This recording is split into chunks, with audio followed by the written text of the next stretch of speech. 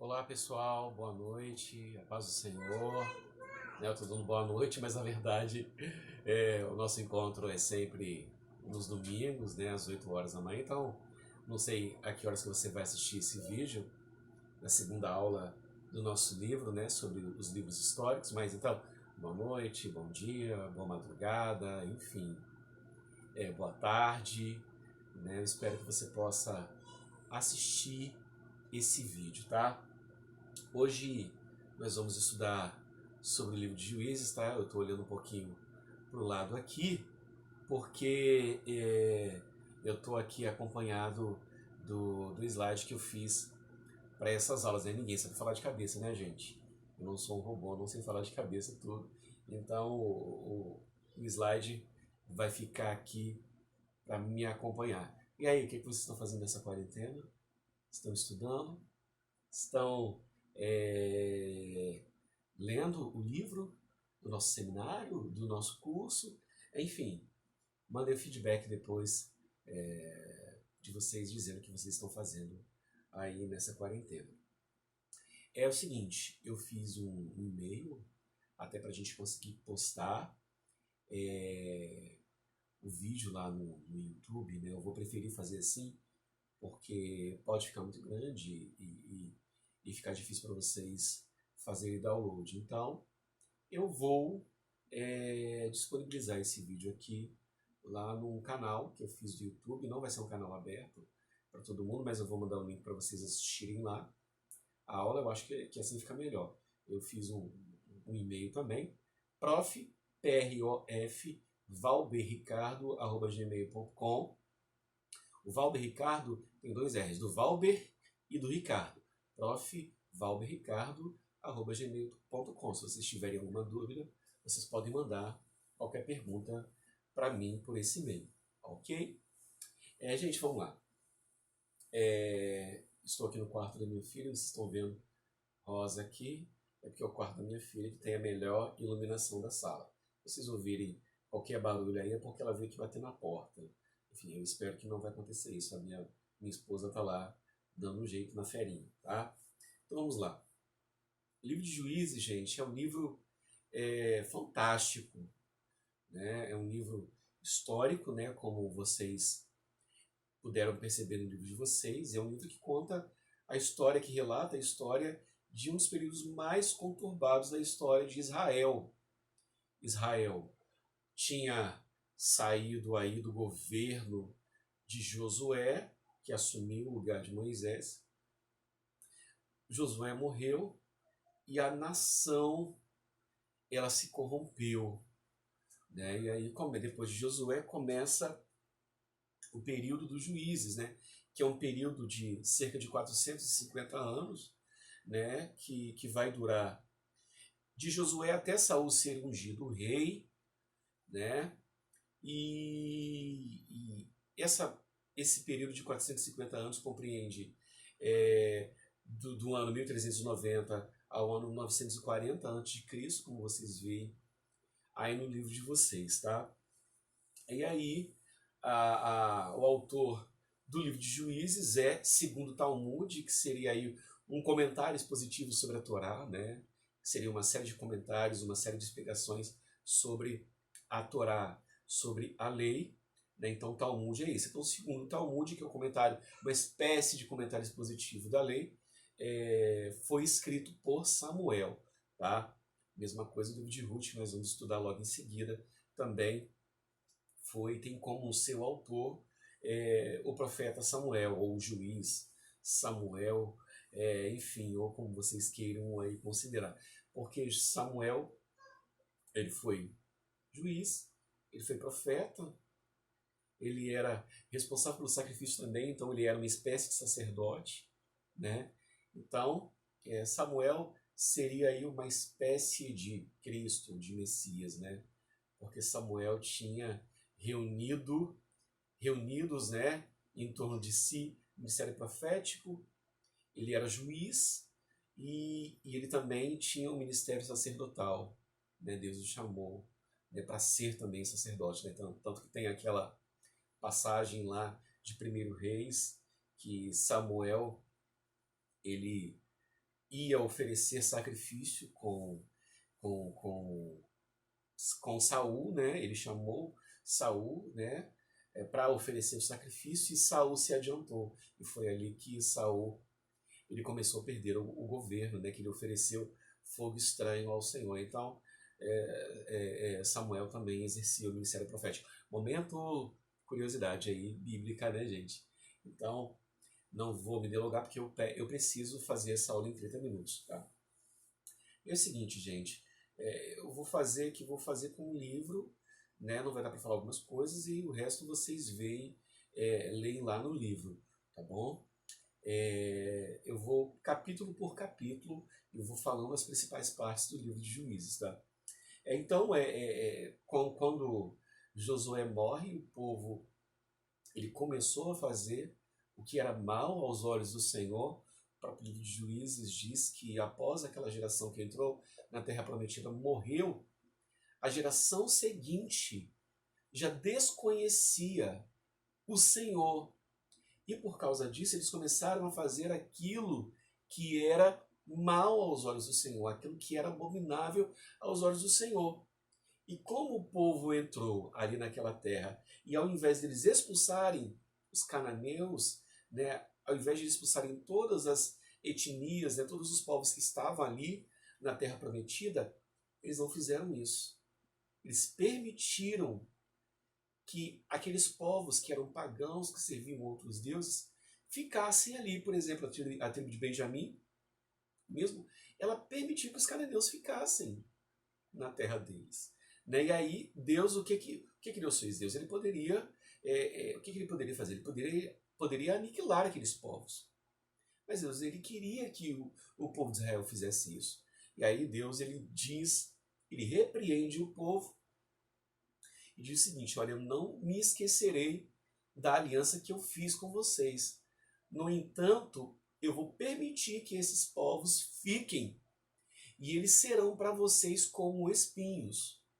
Né? E aí, ao longo desses 450 anos, né, do período de Juízes, era uma oscilação terrível, uma oscilação política terrível, porque, seguinte, o povo pecava e eles se tornavam servos daqueles povos, ou escravos daqueles povos.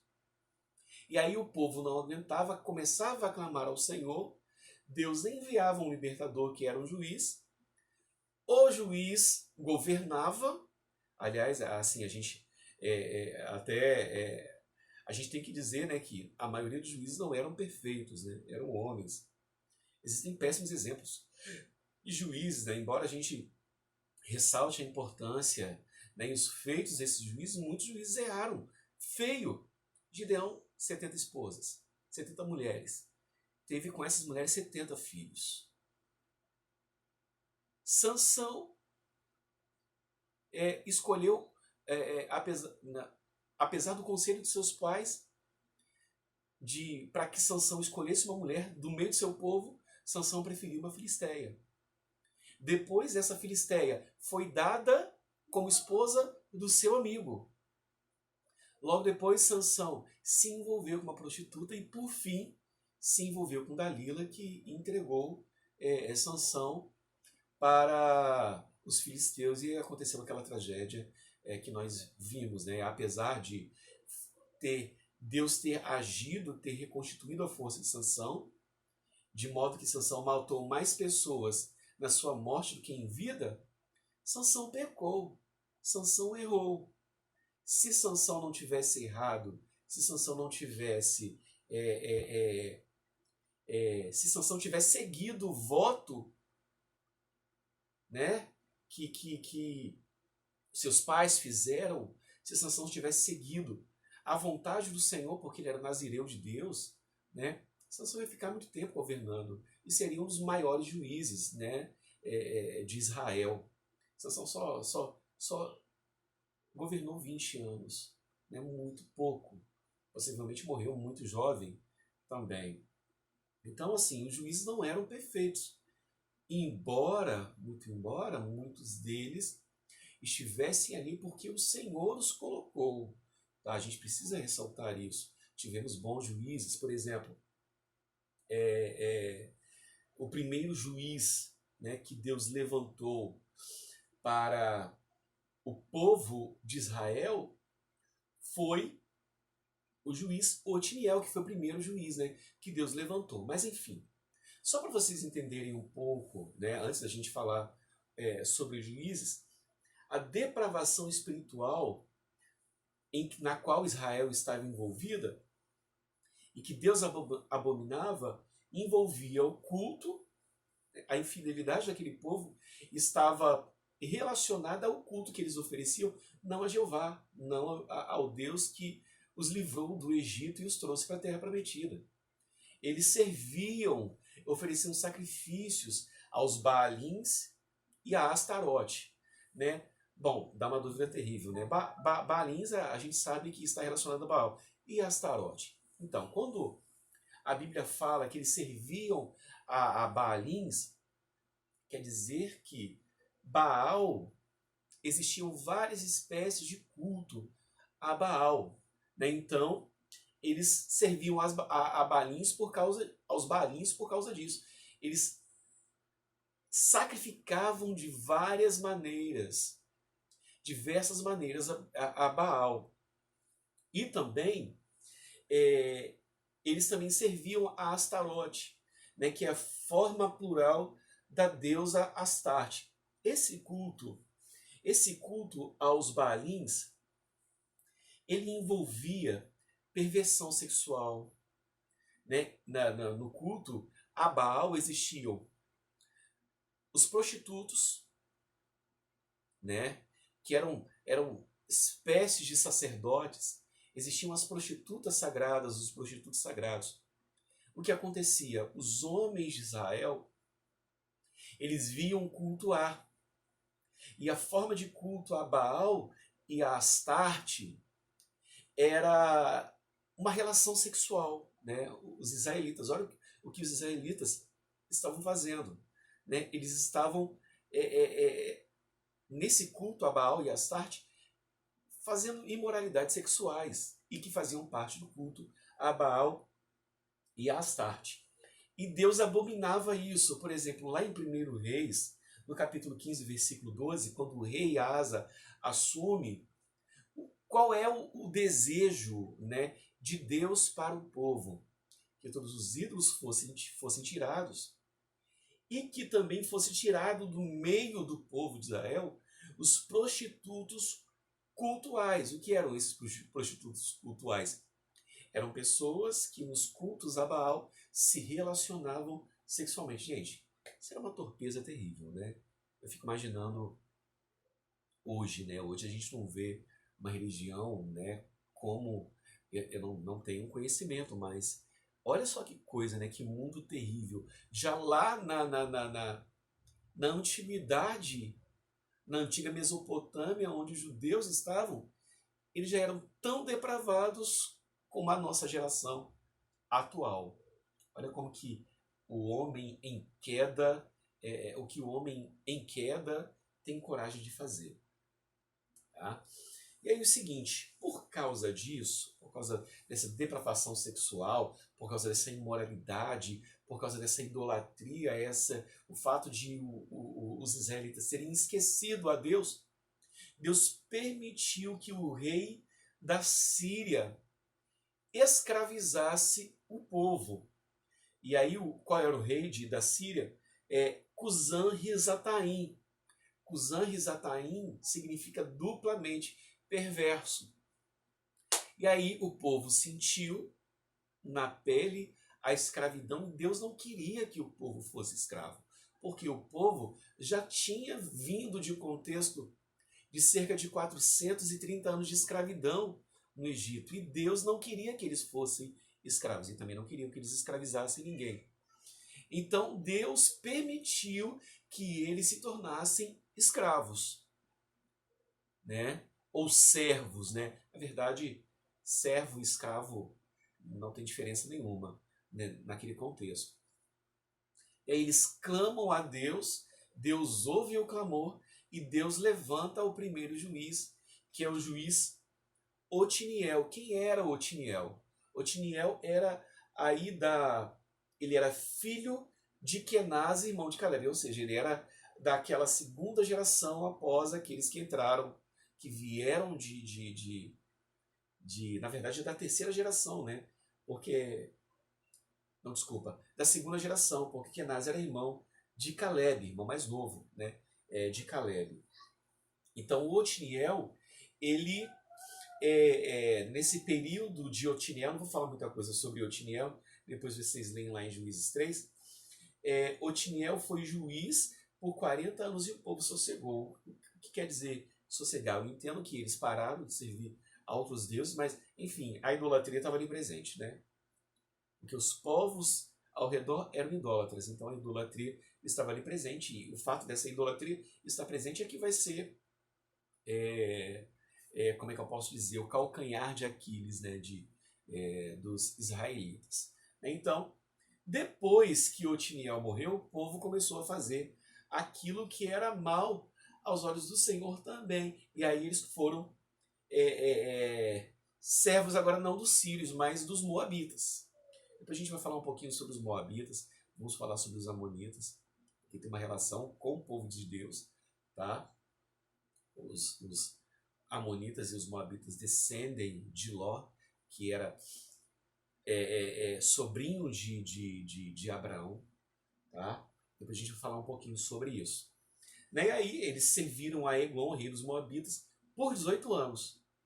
E aí Deus levanta, eles novamente se arrependem, clamam ao Senhor, e Deus levanta um outro juiz, que é o juiz Eude. Eude vai derrotar os Moabitas, e os israelitas, depois de Eude, vão descansar por 80 anos. Tá, olha, então eles descansaram depois de Otiniel 40 anos, ficaram 18 anos servindo a Eglon, que era o rei dos Moabitas. Otiniel, Deus livra os israelitas de Otiniel, de Eglon. Deus levanta Eude, depois de Eude, 80 anos descansando. Olha como que oscilava. Ora, eles eram livres, ora, eles eram servos. Então, olha que povo de dura serviço, né? Eu fico imaginando se Moisés aceita a proposta, né? Porque Deus ele falou, olha, Moisés, se quiser eu extermino todo mundo. E suscito de você uma geração. Moisés não quis, né? Moisés falou, não, risco meu nome do livro da vida, mas mesmo assim Deus não teve misericórdia. Tá, tudo bem então. Né? Esses que saíram do Egito, exceto os de 20 anos abaixo de José e Caleb, não vão morrer. O resto vai tudo morrer. Por isso que eles peregrinaram 40 anos. Né? Daquela geração que saiu, exceto os de 20 anos abaixo de José e Caleb, morreram todas no deserto. E esses foram fiéis, né? Porque a segunda geração depois deles é que começou a fazer aquilo que era mal aos olhos do Senhor. Enfim, isso foi uma oscilação terrível. Depois Deus levanta Débora, foi uma grande juíza e era também profetisa. E aqui nesse fato aqui que está, se não me engano, em Juízes 4 ou 5, né, Deus usa primeiro Débora, usa Baraque também, né, que foi aí o capitão do exército dos israelitas. Só que quem Deus usa para matar Cícera, que era o capitão dos, se eu não me engano, dos cananeus. É isso mesmo, o capitão dos cananeus. Deus usa Jael para matar a Cícera. Né? Então Deus usa uma mulher como juiz e depois usa uma outra mulher, Jael, que era a esposa de Heber, para matar a Cícera, que era capitão dos cananeus. E aí Deus liberta o povo dos cananeus. Mas depois eles começam a pecar de novo e se tornam mais uma vez servo dos midianitas. Olha, gente, como que os midianitas estavam no encalço dos israelitas. Isso tem tudo a ver com uma coisa que eu vou falar para vocês, tá? E aí depois de Débora, Deus permite que eles se tornem servos dos midianitas. Eles oram a Deus, clamam a Deus e Deus envia um outro juiz e agora é o juiz Gideão, que foi um homem, claro, usado por Deus, né? Tem aquela história lá dos 300, né? Os 300 valorosos, os 300, igual aquele hino lá da Midian Lima, que as irmãs do ciclo de oração gostam muito de cantar, que é um hino abençoado, né? E Deus usa aqueles 300, eles tocam as buzinas, né, que eram 3 comitivas de 100 soldados cada. Eles tocam a comitiva, tocam as suas buzinas, e os soldados dos... desculpa, deixa eu ver aqui. Cadê? Os soldados dos midianitas, desculpa, ó, esquecendo aqui. Os soldados dos midianitas, o exército dos midianitas, ficam assustados com o toque das buzinas e eles começam a atacar, se atacar. Né? E o povo de Israel, o exército de Gideão não precisou nem lutar, porque os midianitas lutaram entre si, porque eles ficaram confusos. E aí eu elenquei aqui uma série de erros de Gideão. Primeiro de tudo, Gideão não quis governar. Gideão não aceitou governar. E aí o seguinte, ele falou, não, quem governa é o Senhor. E aí ele pegou, ele fez um éfode, que era uma vestimenta sacerdotal, e transformou essa vestimenta sacerdotal em um ídolo e colocou em Ofra. Se eu não me engano, foi em Ofra.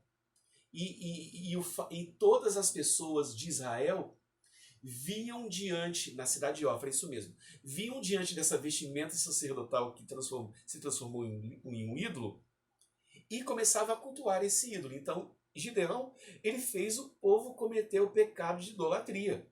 Tanto que em Juízes, capítulo 8, e versículo 7, diz que todo Israel prostituiu-se ali, após ele foi por tropeço a Gideão e a sua casa. Olha que coisa grave, que pecado grave que Gideão cometeu e que fez também o povo cometer. E aí depois, para piorar a história, Gideão morreu. Gideão, ou Jerubbaal também, porque ele é chamado de Jerubbaal. Ele tinha 70 filhos. O que acontece? Os 70 filhos fizeram uma aliança entre aspas, com Abimeleque, que era irmão deles. O que aconteceu? Abimeleque reuniu todos os seus irmãos em um só lugar, e aí ele matou a todos os seus irmãos. E é bem possível que ele sacrificou seus irmãos uma pedra. Quando a Bíblia fala sobre eles terem sido sacrificados uma pedra, possivelmente Abimeleque fez um sacrifício a Baal, certo? Queria contar só uma coisa interessante também de Gideão. Gideão, depois de ter sido chamado, ele retirou os ídolos da casa do seu pai e também cortou os bosques, retirou os bosques. Os bosques eram divindades, eram imagens de Azerá, na verdade, que era uma deusa. Então, quando a Bíblia fala dos bosques, Baalins, é Baal, Astarote, deus Astarte, e bosques relacionada à rainha, à deusa Azerá. Bom, enfim, depois de Gideão, agora eu preciso falar com vocês só uma coisinha, né? Que a gente tinha falado sobre os amonitas e os moabitas. Quem eram os moabitas e os amonitas? Eles descendiam de Ló. Quando Ló sai lá de Sodoma e Gomorra, as suas filhas ficam com medo de não ter descendência nenhuma, delas não conseguirem se casar com ninguém. O que elas fazem? Elas embebedam. Primeira filha mais velha embebeda o seu pai, e desse incesto nasce Moabe, que é o pai dos moabitas. E no outro dia, quem embebeda a Ló é a filha mais nova. E desse incesto nasce Ben-Ami, que é o pai dos amalequitas. Eu falei amonitas, mas na verdade é amalequitas. Então, olha, 2 povos que surgiram de um incesto que se tornaram rivais e inimigos mortais do povo de Deus. E aí depois, gente, o povo começa a pecar de novo, depois de Abimeleque, e eles se tornam servos dos filisteus. E é aí que Deus levanta a Sansão. Bom, Sansão, Deus chamou Sansão no ventre da sua mãe, que era estéril. O pai dele era Manoá. E Sansão não deveria cortar seu cabelo. Sansão, toda a sua vida, não deveria encostar em um cadáver. Enfim, resumo da história. Sansão matou o leão. No leão tinha um enxame de abelhas que deu mel. O que Sansão fez? pegou o mel e tomou juntamente com seus pais. Então ele pecou. Ele já rompeu aí a aliança que Deus havia feito, né, em relação a ele. Depois, já disse lá no início, Sansão se envolveu com uma filisteia, se envolveu com uma prostituta e, por fim, se envolveu com Dalila. Resumo da história, Sansão morreu. Sansão foi colocado, né, na verdade, rasparam a cabeça dele, ele foi ludibriado, foi convencido e foi seduzido por Dalila, contou para Dalila o seu segredo e Dalila contou o segredo de Sansão para os filisteus. E aí ela raspa a cabeça de Sansão. Como ele ficou fraco, os filisteus vieram, retiraram os seus olhos, ele ficou cego, fraco e foi levado para os filisteus. E aí Deus, no último ato de bravura, quando os seus cabelos, quando a sua força tinha sido recobrada, ele é levado para o templo do deus Dagon para ser zombado, e ele pede para ser colocado no meio das duas colunas principais do templo. E aí ele derruba, né, aquele templo e ele mata mais homens na sua morte do que em vida. E aí, gente, enfim, depois de Sansão tem várias outras histórias que eu não vou contar aqui, mas dei uma olhadinha, dei uma analisada especial lá em Juízes 7, que fala sobre Mica. Mica, ele foi um homem assim terrível, um pecador. Ele comprou um sacerdote, ele comprou um levita de Belém para que esse levita se tornasse sacerdote na sua casa. Depois, os da tribo de Dan roubam esse sacerdote, né, que era o levita de Belém, roubam esse sacerdote da casa de Mica para ele ser sacerdote lá na tribo de Dan, né? E por fim, gente, tem uma história terrível, né, que é como se fosse uma espécie de juízo de Deus, né? Lá em Juízes 19 conta a história de um levita que teve a sua concubina, a sua esposa, estuprada pelos gibeonitas. E aí todas as outras tribos pedem para que Benjamim entregue os gibeonitas e eles não aceitam entregar os gibeonitas, que estupraram essa mulher, e essa mulher foi morta. Moral da história, todas as tribos de Israel entram em guerra contra os benjamitas e a maioria dos homens de Benjamim são mortos. Tá? Olha que coisa terrível. Além deles serem escravizados por outras nações que estavam ali, eles lutaram também entre si e quase destruíram uma tribo, que foi a tribo de Benjamim. Enfim, esse é o livro de Juízes, né? Olha que oscilação espiritual terrível. E depois, né, nós temos aqui o livro de Ruth, que é um livro cristocêntrico, não é? Ruth se tornou viúva, Ruth que era nora de Noemi, Noemi que saiu com seu esposo de Belém por causa da fome que havia na terra e foi habitar entre os moabitas, e ali seus dois filhos, que eram Malom e Quilion, se casaram com duas moabitas, né, que se chamavam Orfa e Ruth. E aí primeiro morre Elimeleque, marido de Noemi, Noemi fica viúva, e depois ela também perde os seus dois filhos, e as suas duas noras ficam viúvas. E aí Noemi decide voltar para sua terra, para Belém, mais uma vez. Orfa decide não ir, ela prefere ficar, né, entre o seu povo, e Noemi, e Ruth vai com Noemi, e ela faz aquela declaração maravilhosa, né, que está lá no primeiro capítulo de Ruth, né? Seu povo é meu, o teu Deus é o meu Deus. Enfim, ela decide ir com Ruth. E aí, Ruth, ela volta para sua terra, e aí, prosseguindo a história, Ruth vai trabalhar na propriedade de Boaz, que era o primo, que era o parente mais próximo, né, vivo de Noemi. Bom, Boaz e Ruth se casam, né? Só que tem uma questão aqui muito importante, porque uma das palavras-chave aqui de Ruth é resgate. Por que resgate? Porque Boaz resgatou a honra de Ruth. Lá na antiga aliança, como está lá em Deuteronômio, no capítulo 25 e versículo 5, né? Quando uma mulher ficava viúva, ela tinha que ser remida pelo seu cunhado. Só que os dois filhos de Noemi tinham morrido, ela não tinha cunhado vivo. E quem era o parente vivo mais próximo, né? Era Boaz. E Boaz exerce esse direito de remir a Ruth e se casa com Ruth. Então, olha, Boaz cumpre a lei, cumpre uma determinação da lei que está lá em Deuteronômio 25:5. E dessa história de amor maravilhosa, que descendência, que família que nasce? A família de Davi, porque Boaz e Ruth se casam e dessa união nasce Obed, que é avô de Davi, que é Obed, que é pai de Jessé, Jessé que é pai de Davi. Então, olha, 2 gerações depois de Ruth se casar com Boaz, nasce Davi, que se tornou o segundo rei de Israel depois de Saul.